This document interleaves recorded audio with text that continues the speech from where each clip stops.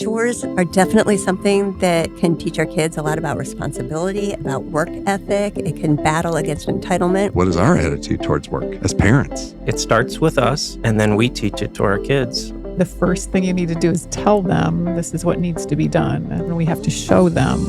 Up front, it always slows me down. They're going to bless their spouse someday. They're going to bless their employer someday. Even in cleaning our house, we're making God bigger. Well, since you and I don't get paid to fix dinner or to take the trash out or do whatever it is that we do in the family, we decided not to do that with our children. We want you to help us. You're valuable to us.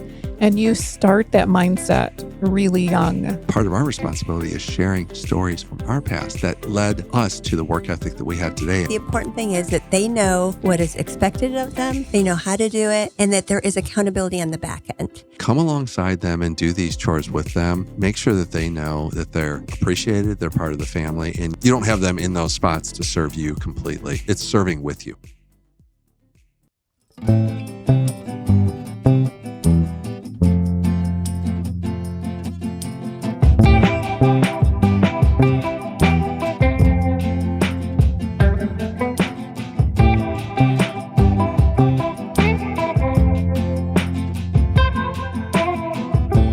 Well, it's great to be back together again with everyone. Yes, welcome to the Life Parenting Podcast. Yeah, Rich and Julie Young, and we've got some friends with us again today. We do. We're excited to welcome back our friends Kurt and Jill Everson. They were on the episode that we did on entitlement.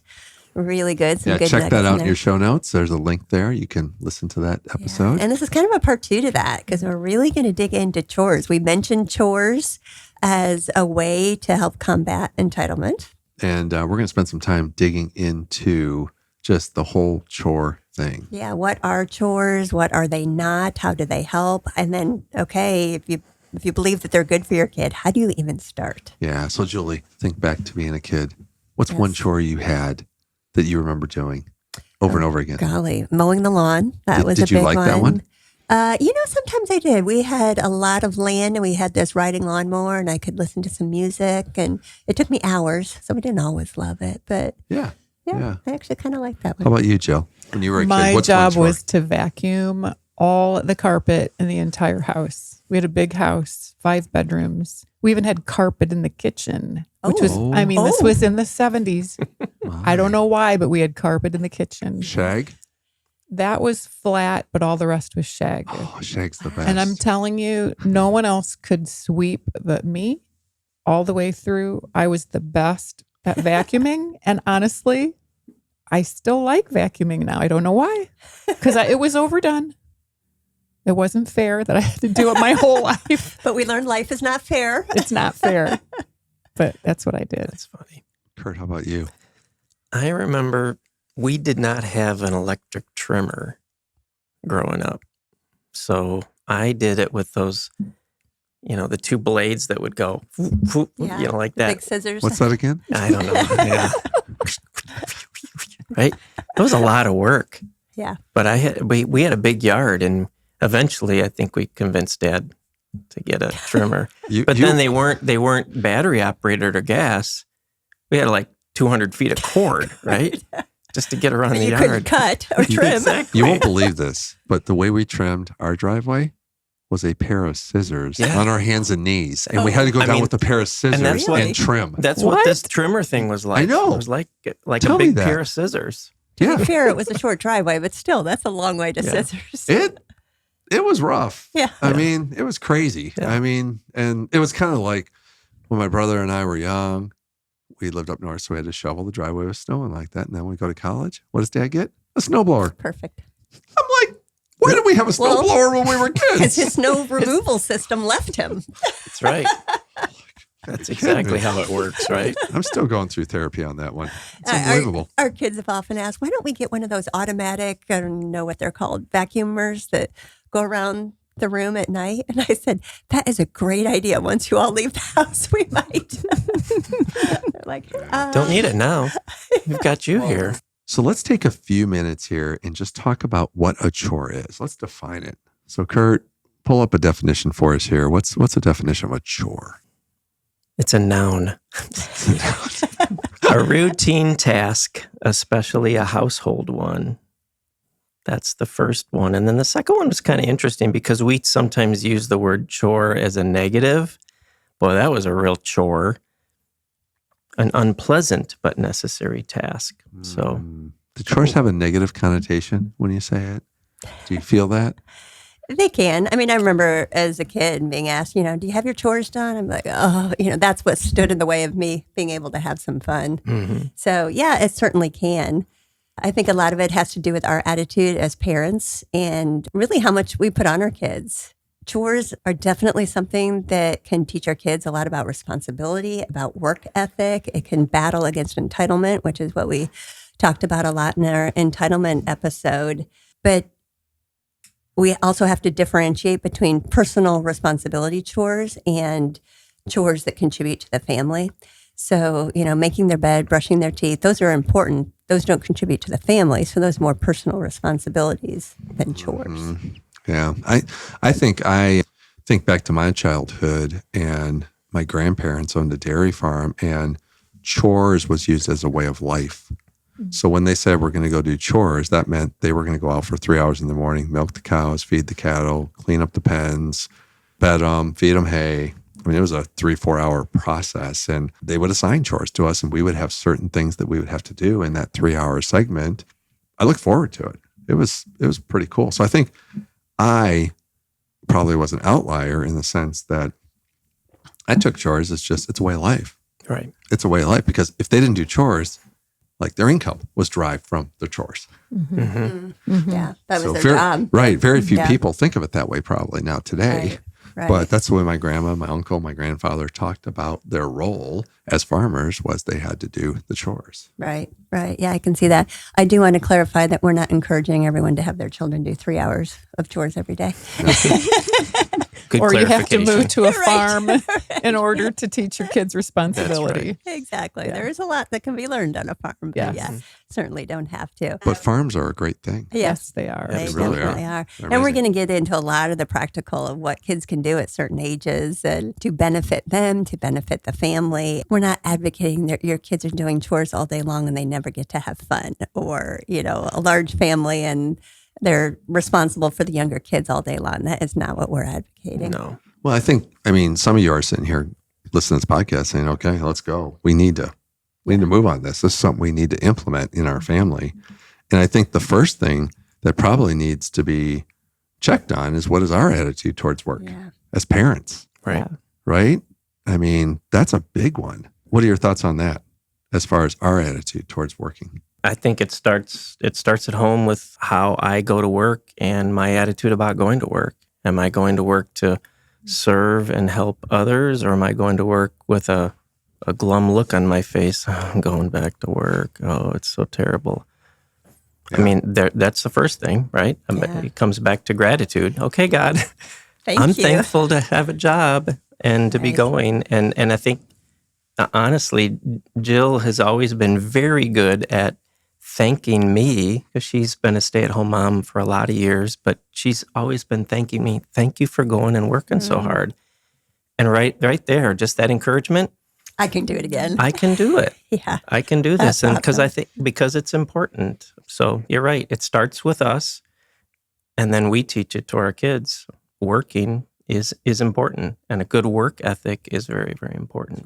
Yeah. And I think we can also, when we're introducing chores in, if you haven't been doing this, starting small, Yeah. starting with something simple and not this massive list is probably the way to go. Yeah. Don't you think? Yeah, absolutely. And lots of encouragement, set them up to succeed. And we're going to get practical here, but just some general principles of if this is brand new, how you want to implement.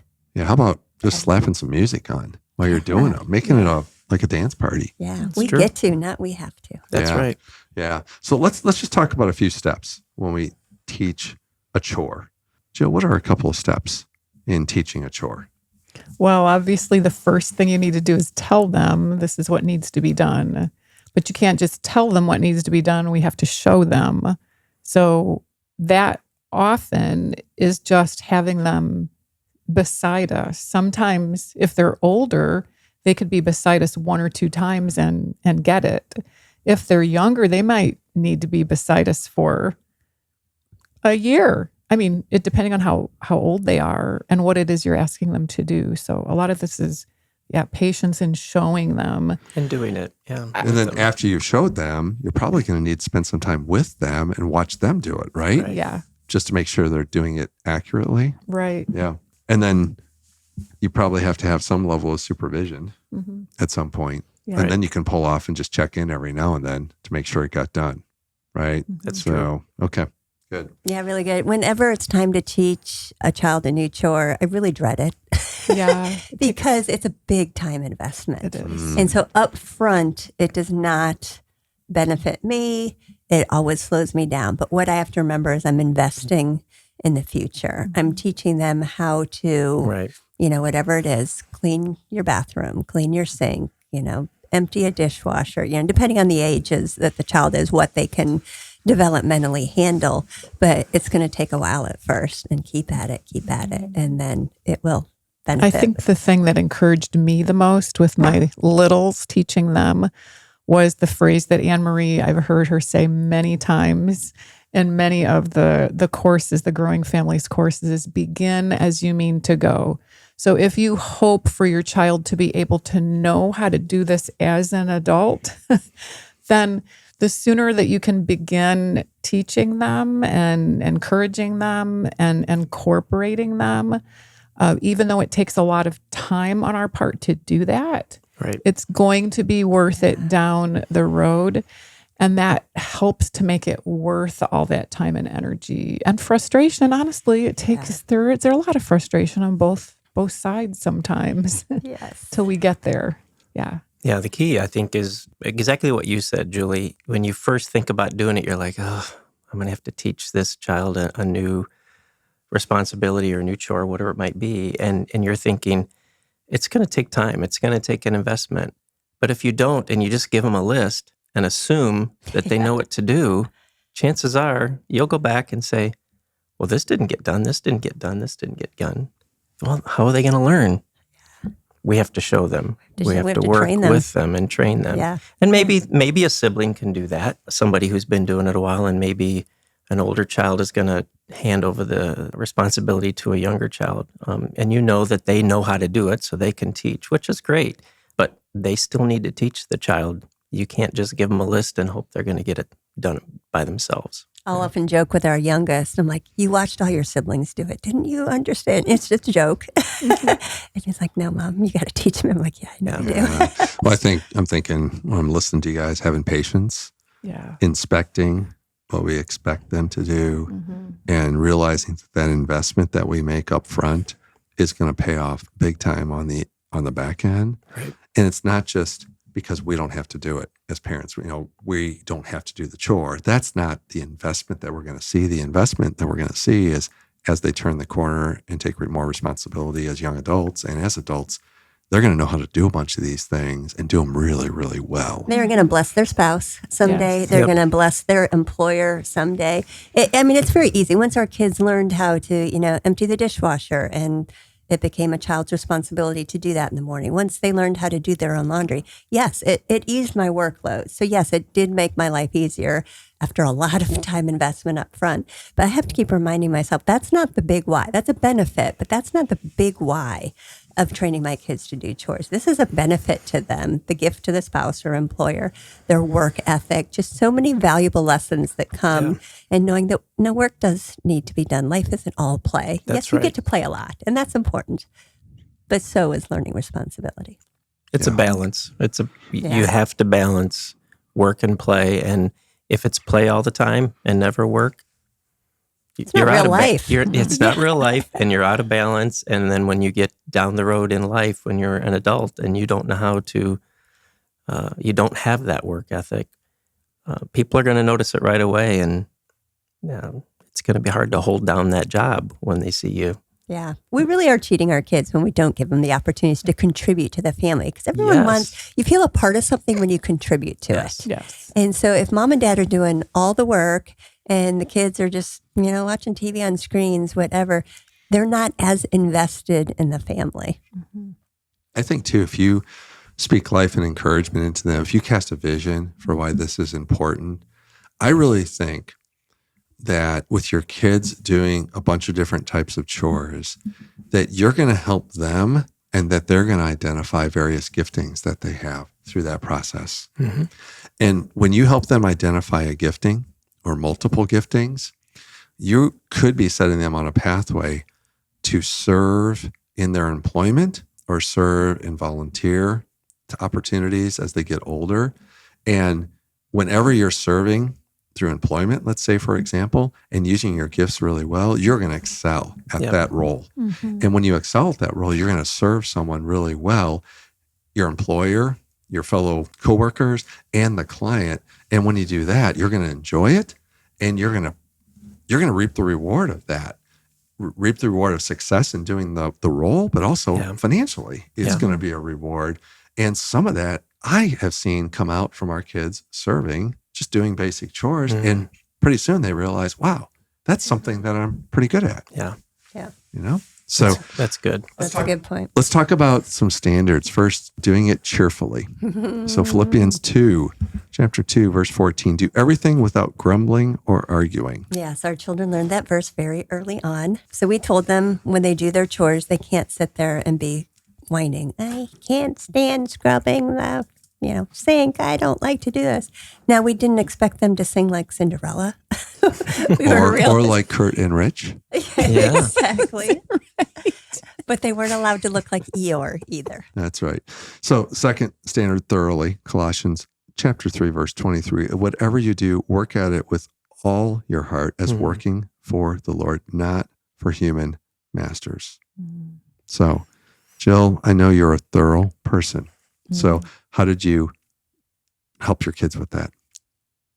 Okay. So I said this verse to myself over and over and over at home.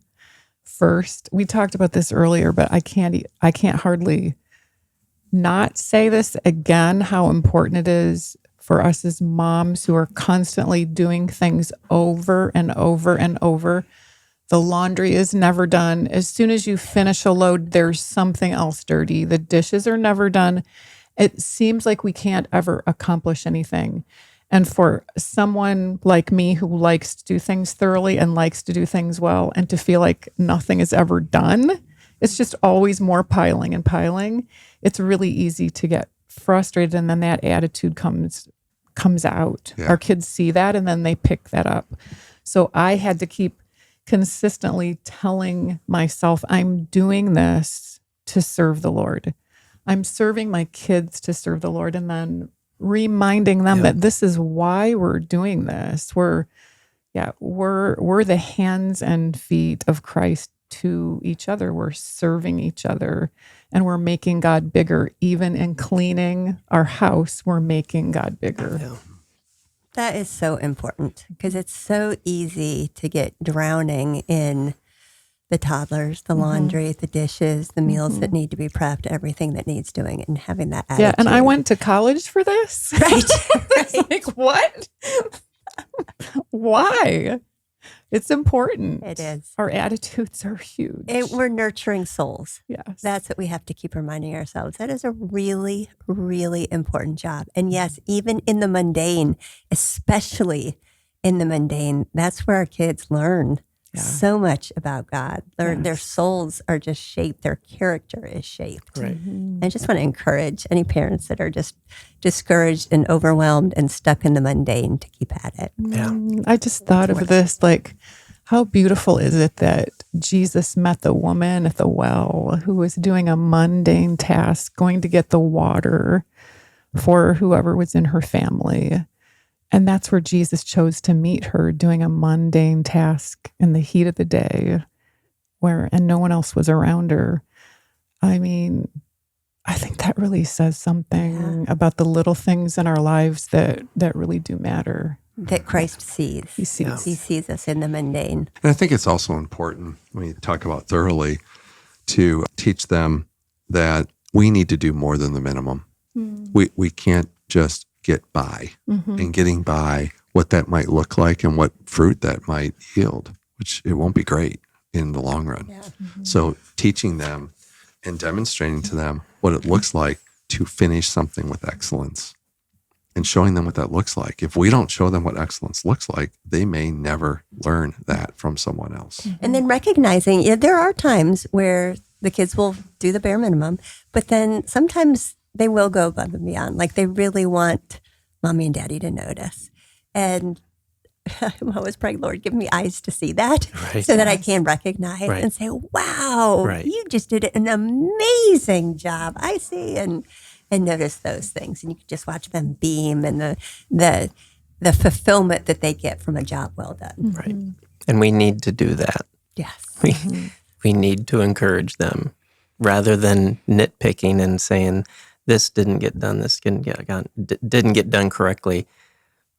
Find ways to encourage them and just tell them what a great job you did. Yeah. And if there is something they need to work on, let them know that, but encourage them too. Encourage them. I don't know. My personality is when I walk into a room, I immediately see what's wrong, what shouldn't be there, what's a mess. That's just what my eyes are drawn to. And so I've really had to watch what a gift that is. Yeah. I guess it's perfectionism. I'm not really sure. But I can, uncontrolled, non-self-control me, I can't believe you left this. Why is this here? And notice, if I ask them to clean up and they cleaned up, 35 toys that were strewn over the room, I can pick out that one that they missed. The 1%? The one thing that they missed, I can instantly pick that out. And if that's constantly like, why is that ball still there? And immediately that's just going to crush them. Like, we worked so hard. She didn't notice the 34 toys we picked up. All she noticed was the one that we missed. Forgot. Yeah. And so really being careful that when I walk in and see that ball that was left there, I go, wow, you guys did a great job. You cleaned up a lot of the room. Can someone just grab that and, throw it in the toy bin and just... Don't focus on it. Don't focus on it. Don't even bring it up. Yeah. Oh, you can do that? Yeah. You're going to go get it. I'm with you, it. Julie. I would still bring it up, but try to do it in a kind way. I'd be like, I see that toy. I'm looking at the 95%. That looks pretty good. I mean, you got to have something to do the next day. Yeah. Right? Well, I'm focusing on the thorough, teaching them to be thorough. That's true. So doing it cheerfully, doing it thoroughly, and doing it timely. So demonstrating what all of those are. I mean, timely, giving them an expectation of when to have it done so that they know what that is and they learn what timely completion of things are. Mm-hmm. So we've got standards now that we've talked about. We've talked about how to do it with some joy, how to do it thoroughly, how to do it timely. There's different ways to reward for that. Some can be real positive. Some may not be so well done. What are some ways that y'all have done that and you've seen some fruit in that? And what are some ways that you've seen that maybe haven't worked as well? When they're younger and when they're just starting out, it's helpful to have, some sort of reward, especially as they're just trying to kind of figure it out. But, that needs to change over time as they get a little older. There needs to be some internal motivation on their part to want to do things well and to feel, rewarded with a word of encouragement. And we need to encourage them, like we were just saying, and that needs to be a big piece of the reward that they get. The encouragement and the satisfaction of knowing that it was a job well done. And I think sometimes that encouragement to one-on-one, but sometimes encouraging them in front of the family. Absolutely. Is huge. Right. Mm-hmm. So don't miss that opportunity to encourage your kids in front of the family. In front of the rest of everybody. That's right. And you can kind of find out some kids are, box checkers or they love, there's like a motivation from checking a box. I was that kid. So I just kind of assumed my kids would be that way. Isn't that funny? We just assumed I did, that they would like the same things. And I remember with our firstborn, we had this magnetic board. I think it was in the stores. And it was after they had done the chore for the day, they would put the magnet showing that it was done. I introduced it and our firstborn she would do the chore, but she wouldn't put the magnet. And I was like, you got to put the magnet when you're done. That's how I know you've done it. And she finally looked at me and she goes, can I just do the chore? Do I have to put the magnet every time? I was like, no, you don't. It's not about the magnet. I thought that would be fun, but never mind. But you might have a child that it is all about the magnet. Right. So learning what it is. Stickers. Some kids love to put a sticker on something to note that they've done it. So depending on the age of your child, you know your child, or you will get to know really quickly those little things that can motivate them. Right. So what's a reward system that may not be as healthy that you've seen, Julie? Yeah, I would say paying them to do their chores or an allowance, which can become then an expectation.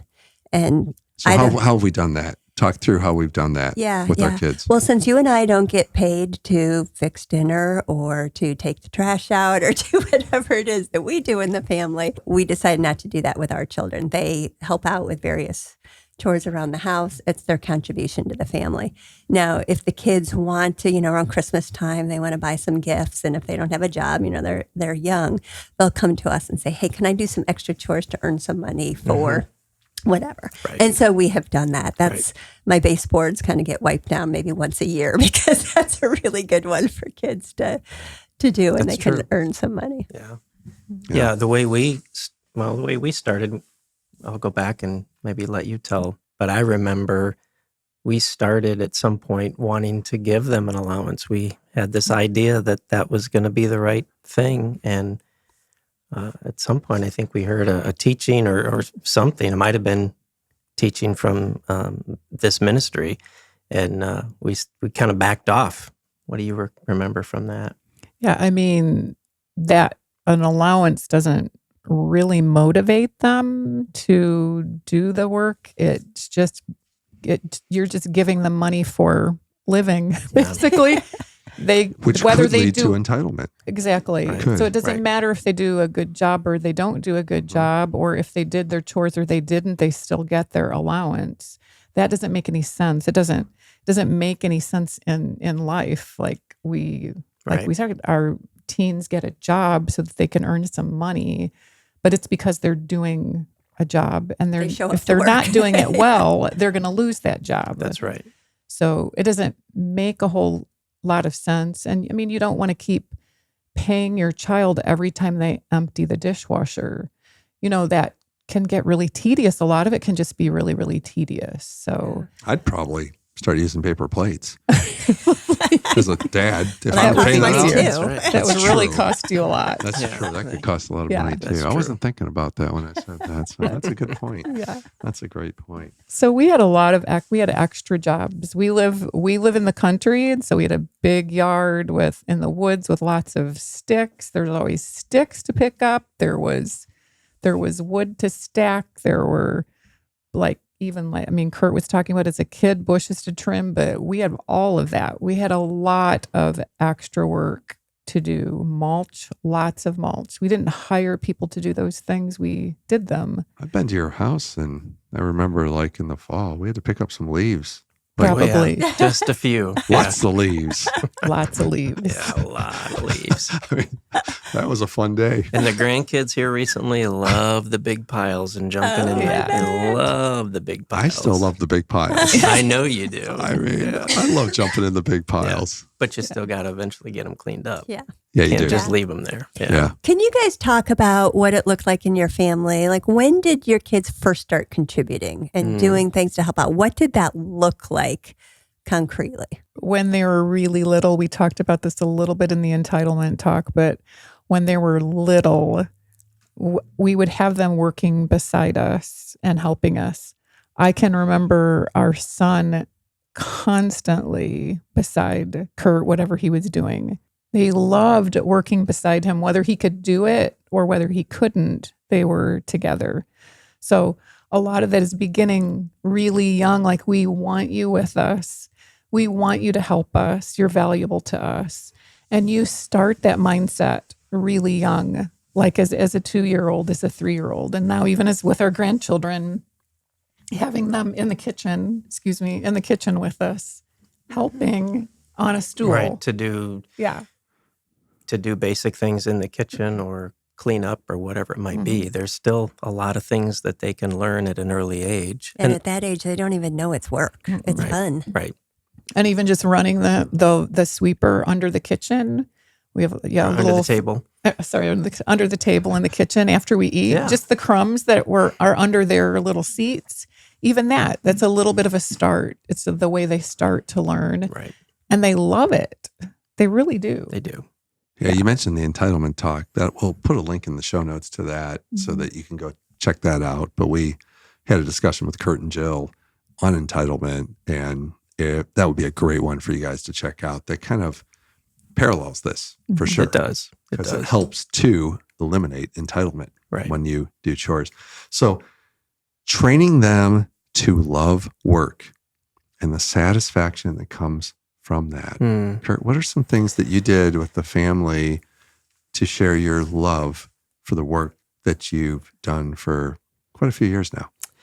Yeah, I think even coming home from work and talking about the day and what I was able to accomplish or helping someone, the satisfaction that I got from that and sharing that with the family. And they might have said, yeah, Dad, we prayed for you this morning and we're glad to hear that your day went well. And we prayed about that. And I would specifically let them know if I had some big project or something I was working on, hey, I need everybody just to be praying for me. And that would be, Jill would remember, and sometimes the kids would remember, and they would pray. And then when they would hear, they would ask most of the time, Dad, we prayed for you. How did that go? And then they want to know. And a lot of times it was, they recognized that, that it required hard work. I mean, the Lord blessed, but it also required work to get to that point, whether it was making the phone calls or the conversations or the proposal or whatever it was, putting the report together. It required work to get there.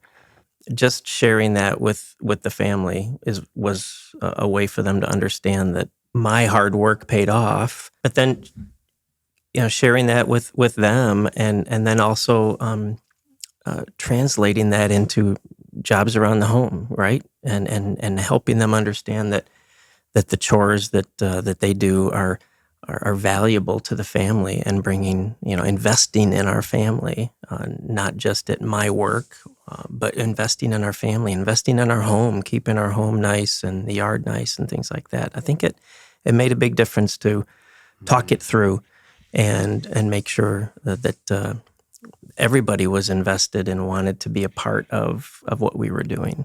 So it was a part of your family identity that you guys worked together when you had big projects around the home. Or I know you even talked about your parents' home. Yeah. That you would go and do projects at their home and help them. And that was a part of your family identity. And I'm guessing the kids didn't even know there was an option that sometimes kids don't do this.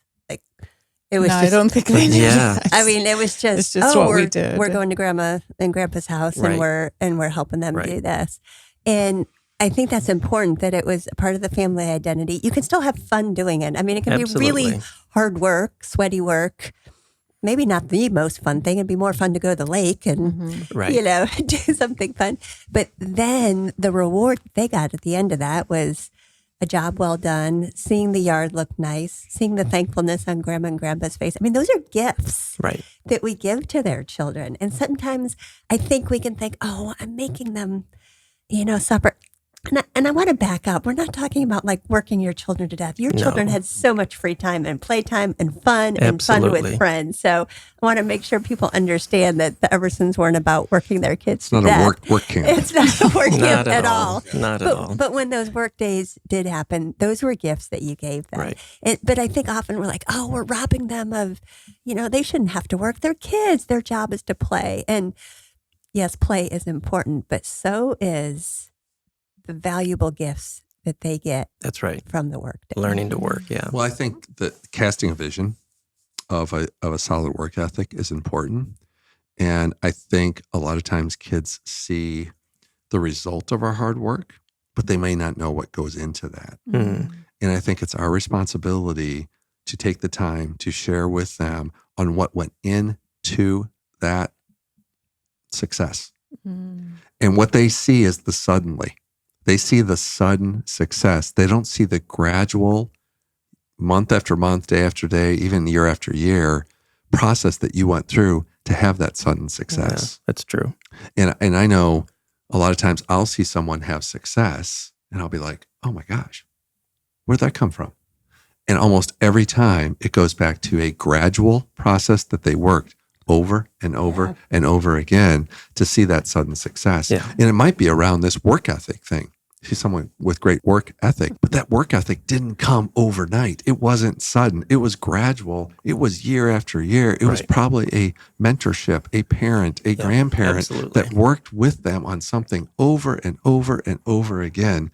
And I think part of our responsibility is sharing stories from our past that led us to the work ethic that we have today, and how was that developed in our family.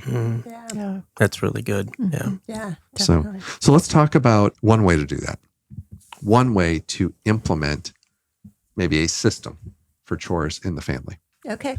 Okay. It's not the only way, but it's one way. Well, since Jill and I have said that we're kind of Martha, we bonded over the book Martha to the max, and in the Bible, Martha was the one who was the worker.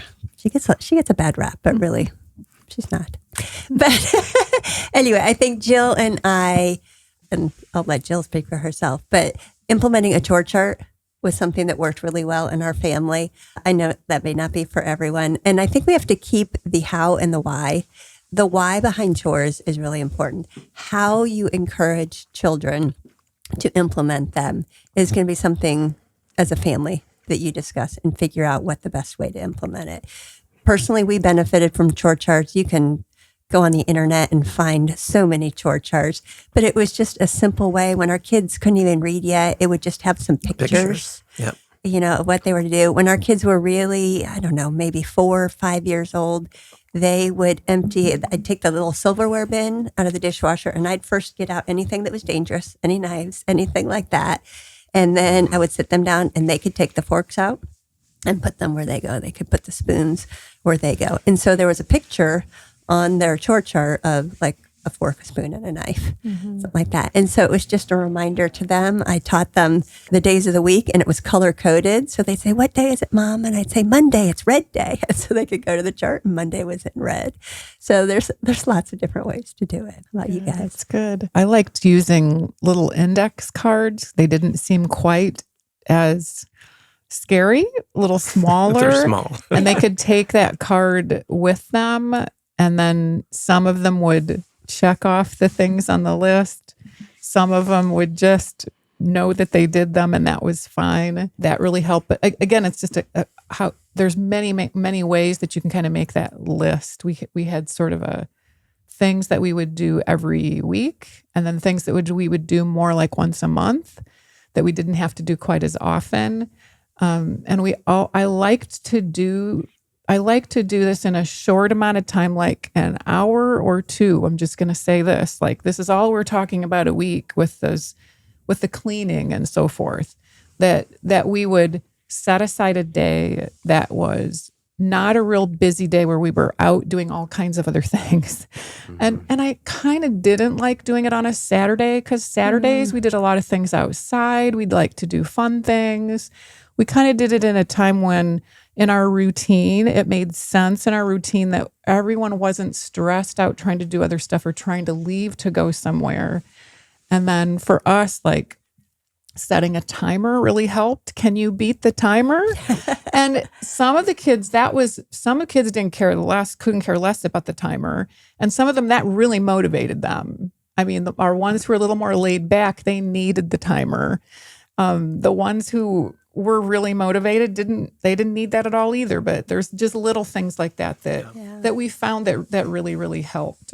Yeah, and I'm thinking when our children were a little older in their teen years, and maybe their schedules it was a little harder for them to fit it in, and not being able to fit it in when the rest of us might have been doing chores, or they knew what they needed to get done, and they knew that when they needed to have it done by. And they had the responsibility to, hey, sometime between now and Monday morning, these things need to be done. Yeah. And that's okay. Yeah. It wasn't like you're all going to do it Friday afternoon at 4 o'clock, or you're all going to do it at this time. No, they earn the freedom over time to be able to, hey, sometime between now and such and such a date or time, we need to have these things done. And then they would fit it into their schedule. Usually it would have been if someone's coming over. We're having someone over for dinner.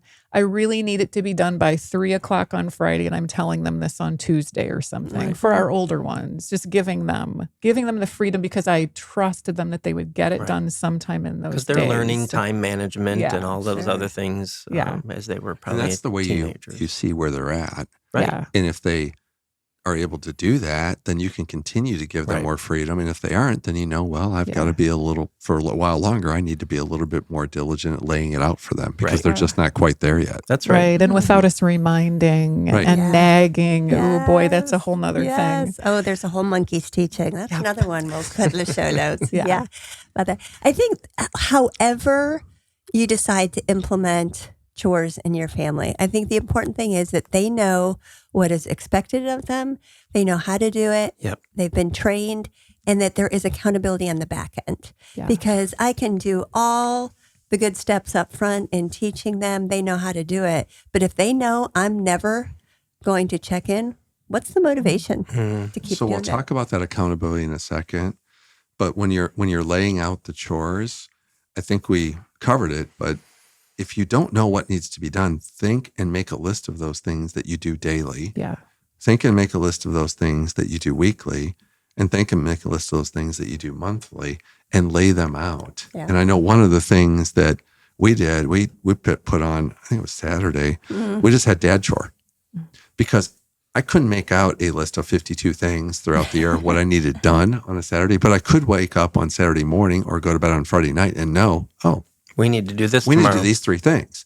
So by not labeling it, it allowed them to come to me and have that discussion at breakfast on Saturday. And I would lay out, this is what we're going to do. And some of the kids were more excited about learning about it than others, but it was a way to do it where it didn't put pressure on me where I had to lay out a whole month of chores, which a lot of times I didn't know what needed to be done. And I work better that way. Yeah. And sometimes the kids were pleasantly surprised. You'd say, you know what, there's nothing today. And they're like, yay. So it's a little free gift. Yeah. And then we try to keep Sunday a really low chore day, just the bare minimum of what keeps the house functioning so it's not a mess. Just kind of practicing that Sabbath practice that we're not going to do a whole lot So you of talked about accountability. You could say the word consequences. I like the word accountability better though. So let's look through let's just talk about what that looks like. What if they're grumbling or complaining? So what could be an accountability step there? Yeah. Well, first I would talk to them, make sure that they have been trained, make sure they understand what attitude are we expecting. So we do a good job of leading them. Right. Into doing that. Okay. And if they were still just really having a hard time, there might be a consequence then. There might be an extra chore so that they can practice doing something with a cheerful attitude. And again, it's not that they have to sing like Cinderella, but at least they're not sitting there going, I hate doing this, I can't, or whining through it. Let's talk about being thorough. Now, you have to be age appropriate here. So being thorough for a 3-year-old compared to being thorough for a 17-year-old, you've got to have some expectations that are realistic there. What would be... And for a perfectionist, I had to remind myself of that a lot. Right. A 3-year-old's not going to do it the way that you would do it. Yeah. And early they're on, still learning. It usually meant I'd have to go in and redo it, but they're learning. Yeah. So you said the word, redo it. Yeah. Have them redo it. Yeah. And what can we do as parents if it's not done right sometimes? What do? We step in and Jill? Well, we just do it because it's easier. We just do it for them. Yeah. That really teaches them that they really don't even have to do it at all. Yeah. If I just barely do it, Mom will come back later and She'll do it fix how it. she really wants it. And for the really perfectionistic parents, we have to be careful because the kids may never live up to our standard, and they know that. And so that's really discouraging. If you know you're never going to meet the standard because it's just so high, you're like, why even try anymore? So check where you're at. And let's say they don't get it done on time. You give them a time to get it done, they don't get it done. What's one thing you could do to help them become more timely? Yeah. Usually there's a loss of a privilege. Yeah. Yep. That's probably the best one. Yeah.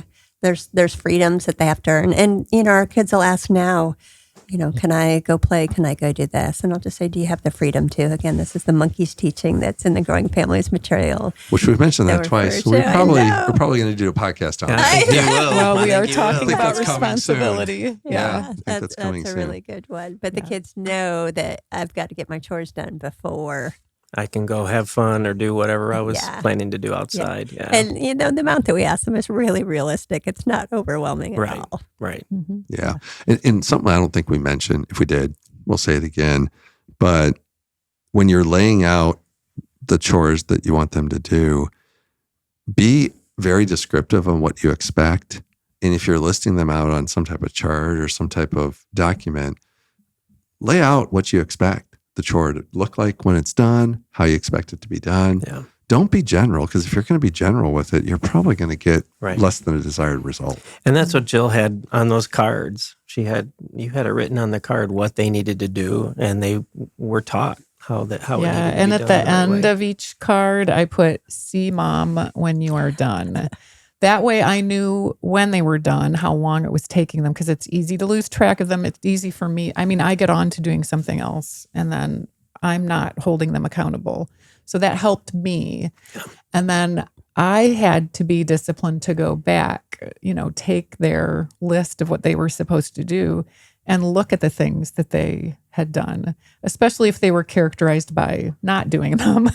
If they're characterized by doing them, I could do a real quick just look like, great job. Thank you again. Yeah. This is just funny. I'm just thinking of this. Our son loved to not clean. He loved to do other chores. Let's just say this. He loved the yard stuff, but not so much the house stuff. So he would pay his younger sister in Skittles, and nerds. They were just talking about and this. That's a candy. Look it up. It's a candy. I just want to make sure that, It's candy. Okay, nerds, candy. Right? So, our youngest one, she could be bribed with candy to do anything. And so for us was like, well. That's the one that loves vegetables, right? Well, actually she does eat vegetables now, but only because of you. Yeah, exactly. Because you're like, wait. What are you not eating here? You're only eating sugar. Yeah. Anyway, this is funny, but I mean, that's awesome. His jobs did get done. Yes, they not did. by him, but he figured out another way. Yeah. Not all the time. That's not okay. Every now and then, it was like, okay. She said yes. So, how did you handle? So you had a boy and 3 girls. How did you handle kitchen responsibilities? Did he also have to do things that his sisters had to do? Yeah. He had the same amount of kitchen duties that they did. And he was actually really good at cooking. He learned to be really good at cooking. Mm-hmm. What was his best dish as a kid? Boy. Did he have one that you really were like, when he made that, you're like, oh, that's really good? Well, I don't know. He was more creative. I'm not sure if I remember. Okay. He would rather not follow the recipe. He'd rather put a different spice in, change it up. That's what I remember. I don't remember a specific thing he did really well. That's funny. But I did let them decide what they wanted to make if they're going to cook. Yeah. I mean, we'd have to talk about the menu and everything. We couldn't just eat whatever. Yeah. But I think that's neat because in even thinking through how, we have our girls help in what maybe stereotypically more outside manly type things, and we have our boys help in what might be stereotypically, women type chores. But what a blessing to their spouses someday. Yeah. Just good skills for them to be able to have in life. That they can do them all. Yeah, as bachelorettes, if, they don't get married or get married. Yeah, they didn't have to be a master chef. No. Just need to know how to make basic things to survive on. We're thinking about this who knows how long he would be single. He'd need to be able to take care of himself, or even just in college. Yeah. They need to be able to take care of themselves. Yeah. Yes. Yeah. That's good. Any closing thoughts that you guys have? Anything that you're thinking that, was on the tip of your tongue that you wanted to throw in there? Earlier you said something about our children as they learn, and I forget what it was exactly, but it had something to do with how they learn to do something and they become really good at it, and it helps them to become good in other ways. And I was thinking again about our son and how he had a real knack, and I think this was, he had a real knack for figuring out how to do things better and how to figure out ways to do things faster, or what's the word I'm looking for? More efficiently, exactly. Yes. About figuring out how to do things more efficiently. And he had a knack for that. But, and just seeing him thrive in that gift. Yeah, he did that with Chores for sure. He did that with Chores. That's the first thing we saw him doing it in. He did it with applesauce. Yeah. That fully food mill that we used to can applesauce together once a year. Yeah. He figured out how to attach that to a drill, so that baby was cooking, right? No more cranking. Yeah. That thing was moving the apples through. Is flying all over the place. I think of that because he became really good at learning to do things more efficiently and better. And he became an engineer. And it was fun, like super fun for him. Right. So the Eversons very didn't good have at applesauce. You had flying applesauce. Yeah, probably. Yeah. It was mushed up really well. The work ethic Yeah. that kind of developed from that anybody who would hire him, whether it was his cousin hiring him to do home building projects for a couple summers, or whether it was another man in our area doing that with him, hiring him to say, hey, I need you for a day. Mm-hmm. Could you come help me? They knew that he was going to work hard and he wasn't going to be sloughing off, and he was going to offer ideas on how to do things more efficiently, because that's just how his brain worked. I think that's one of his qualities that carries forward today. One of his better qualities is his work ethic. He has many, but that's one of them. Right. And I think that's important to remember, to see these gifts in our kids. And we could go off on a whole nother tangent, a whole nother podcast someday. But even in the mundane, yes, you identified his gift and you saw that. And that's so true, that even in the mundane, let's be noticing our kids, let's recognize them, let's speak life, let's encourage them in whatever they're doing. And they're going to flourish. And he's flourishing now. That's a great example. Yeah, absolutely. Yeah. And I think too, I'm just thinking about us as parents. It is absolutely critical that we don't lay out all these chores and then sit back and say, kids, serve me. Right. We have to come alongside them and do them with them. We are. I mean, if the garbage is full and the kid's busy doing something else, they've got a test they're studying for, take out the garbage and don't hold it over them that you took the garbage out. I got you. Come alongside them. Come alongside them and do these chores with them, and make sure that they know that they're appreciated, they're part of the family, and you don't have them in those spots to serve you completely. Mm-hmm. It's serving with you. Right. It's serving with you. We serve the family together. We are all in this together. That's right. That's right. So I think we're going to close with that. Yeah. Serving together with your kids. Mm. That's a great way to close this down. Mm-hmm. Kurt and Jill, thanks for spending time with us on this. Thanks for having us. Yeah, absolutely. Absolutely. And thank you everyone for joining us on the Life Parenting Podcast. We hope you've been strengthened in your role as a parent. Yeah, please check out growingfamilies.life. You can find more info and resources there. There's a bunch of video links that would encourage you, some practical tips on how to become a better parent. Links to sign up for parenting classes online or in person. And you can also connect with the Contact Mom there if you have some questions. Yeah, connect with us on social media on Facebook and Instagram. And obviously you found us if you're listening or watching to us on YouTube. We'd love for you to click the subscribe button, leave us a review if you have found this beneficial, because it'll help other people find us. You click that subscribe button and then you're going to get notified when we post a new episode. So we'd love for that. And if you have questions or topic suggestions that you'd love for us to cover on these podcasts, go to podcast@growingfamilies.life and please send those to us. So thanks for joining us. Really enjoyed having you along for the ride today.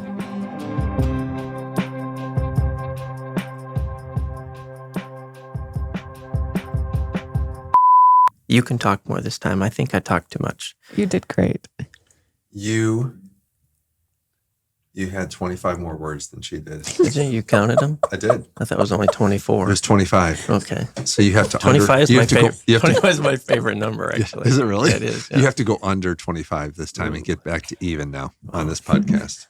Okay. You got to ask her more 25 questions. is your favorite number. I don't know why. Well, I do remember why. Why? In It's weird. Third grade, all of us had numbers. Like they numbered you? They based on our. So they didn't have names for you in third grade. They have a number. But 25. No. Answer. It was all based on alphabetically by our last name. So mine was 5, and I had a crush on a girl who was number 2. What was her name? What was her name? What was her Maria name? D'Alessio. Oh, first and last name. Maria, if you're listening. No. Lord have mercy. Isn't that funny? Do you know where Maria's at today? I have no idea. She moved away like the next year. This is third grade? Third grade. Wow. Was blonde, brunette, redhead? What color hair? Italian. Dark hair, yeah. Just like me. Yeah, that's right. Was she Third grade, dude.